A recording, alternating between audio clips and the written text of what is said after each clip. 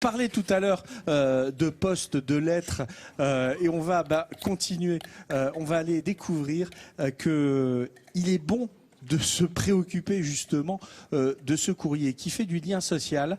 Et aujourd'hui, comme dans beaucoup d'endroits en France, à Poyanne, eh bien, on fait du café dans une poste, ou alors on a mis la poste dans le café. Nous sommes à Poyanne, dans les Landes. Voici un bureau de poste unique en France. On vient y chercher ou déposer son courrier, une activité somme toute traditionnelle.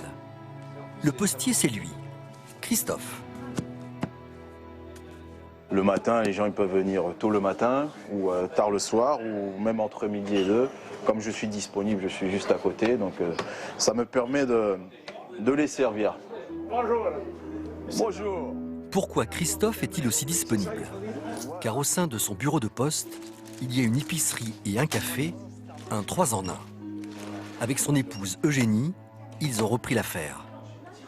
Ce lieu multiservice, ils le doivent à une femme, l'ancienne maire de Poyanne, Marie-Claire Lamarque. Les commerces, c'est quand même le cœur du village, c'est quand même ce qui fait vivre le village. On passe dans la rue, la lumière est allumée, on vient ici, ça sent le café, il y a des gens, on se dit 2 mots, on se dit 3 mots. Ici, la vie est dans l'épicerie. Depuis 8 ans, le lieu ne désemplit pas. Christophe et sa femme Eugénie accueillent les clients à leur façon. Salut, viens toi. Salut Jean-Louis. Ça va? Le fait qu'il y ait 2 commerces, c'est bien parce que justement les gens vont se déplacer, ils vont pas aller dans un village pour aller chercher le pain, ni le journal dans un autre. Le fait que ce soit centralisé comme ça, c'est ça qui est bien. Dorénavant, les Poyannais s'arrêtent, discutent, prennent le café. Pour le couple, c'est l'occasion de tisser du lien avec les gens. Ici, on se rencontre, on se parle, on s'écoute. Tout le monde se sent bien dans ce commerce qui était voué à disparaître.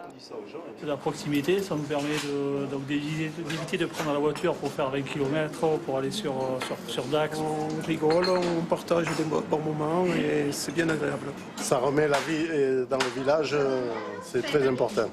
Face à ce succès, la municipalité est allée encore plus loin.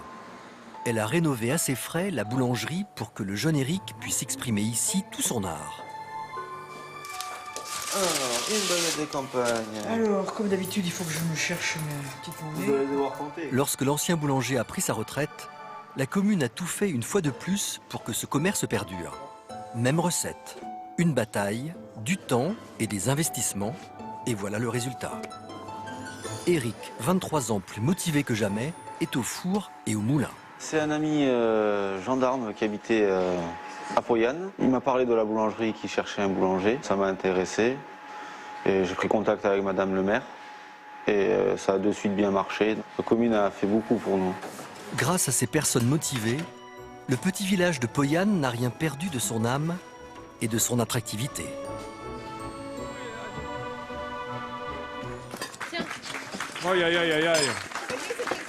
Je suis à côté de la reine Aliénor, votre Altesse, qui est en train de se peler. Donc, on va quand même la couvrir un peu. On veut pas de malade.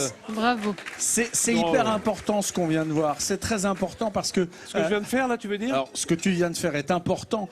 Le reportage que nous venons, que nous venons de regarder, et l'est aussi, et ne l'est pas moins, parce que c'est vraiment important de s'occuper de la préservation de ces villages et de la présence de services.